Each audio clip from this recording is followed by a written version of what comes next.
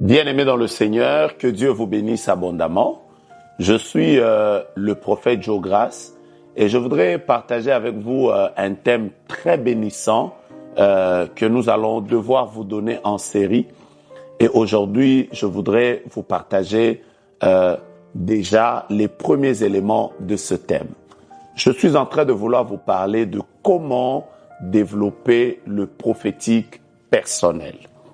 Vous savez, vous allez me poser la question, c'est quoi le prophétique personnel? Je voudrais déjà commencer par vous dire que le Dieu de la Bible parle à tout chrétien. Dieu parle à tous les chrétiens. Il parle à tous ceux qui ont donné leur vie au Seigneur Jésus. La parole de Dieu déclare, mes brebis entendent ma voix et elles me suivent. Si vous êtes une brebis de Dieu, vous êtes capable d'écouter la voix de Dieu. Alors la question demeure, comment développer le prophétique personnel? Alors laissez-moi vous partager déjà un élément important dans cet enseignement.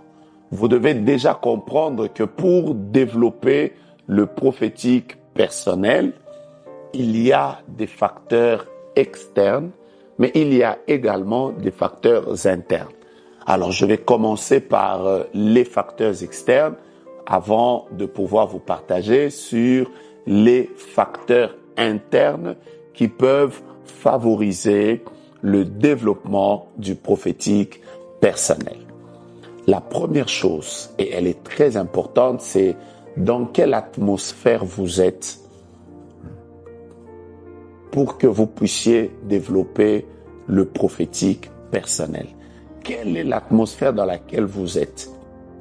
L'atmosphère joue pour beaucoup et pour beaucoup encore dans le développement du prophétique personnel. Parlant de l'atmosphère, c'est la zone dans laquelle vous êtes, le climat dans lequel vous êtes en train d'évoluer, l'environnement dans lequel vous êtes en train de vous développer. Vous ne pouvez pas développer le prophétique personnel si vous êtes dans un environnement qui est malsain. La plupart des personnes qui ont développé le prophétique personnel ont appris, par exemple, à prier, à être dans une atmosphère de prière, à être dans une atmosphère de louange et d'adoration. Plusieurs ont appris à être dans une atmosphère où il y a une forte gloire de Dieu. C'est là que le prophétique se développe. Vous devez absolument, si vous voulez grandir dans le prophétique personnel, vivre continuellement dans une atmosphère de louange, dans une atmosphère de prière, dans une atmosphère où se dégage la gloire de Dieu. La Bible dit, louez-le dans l'étendue où éclate sa puissance. Dieu a une atmosphère dans laquelle sa puissance est éclatée. Restez dans cette atmosphère-là.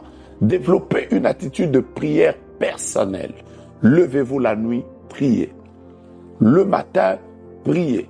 Quand vous êtes seul dans votre véhicule, quand vous êtes en train d'exercer l'œuvre de Dieu, priez, criez, soyez dans une atmosphère qui permette à votre prophétique de se développer. Et vous allez vous rendre compte que vous serez à mesure de pouvoir faire des grandes choses avec le Seigneur.